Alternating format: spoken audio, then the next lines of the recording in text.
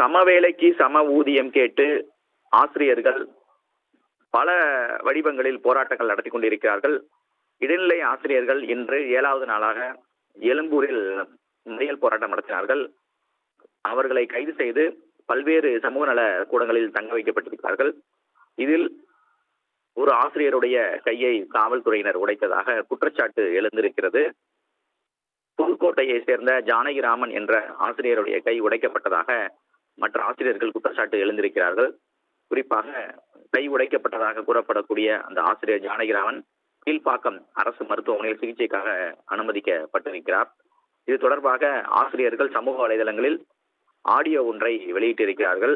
அதில் நியாயமான அமைதியான முறையில் போராடும் எங்களை ஏன் தீவிரவாதி போல் நடத்துகிறார்கள், ஆசிரியர்கள் கையை உடைத்ததை கண்டித்து சமுதாய நலக்கூடத்தில் வெளியே அமர்ந்த ஆசிரியர்கள் கண்டன முழக்கங்களை எழுப்பி கொண்டிருக்கிறார்கள். அது மட்டுமல்லாமல் கையை உடைத்த காவல்துறையினர் மீது நடவடிக்கை எடுக்க வேண்டும் என்ற ஒரு கோரிக்கையும் அவர்கள் முன்வைக்கிறார்கள்.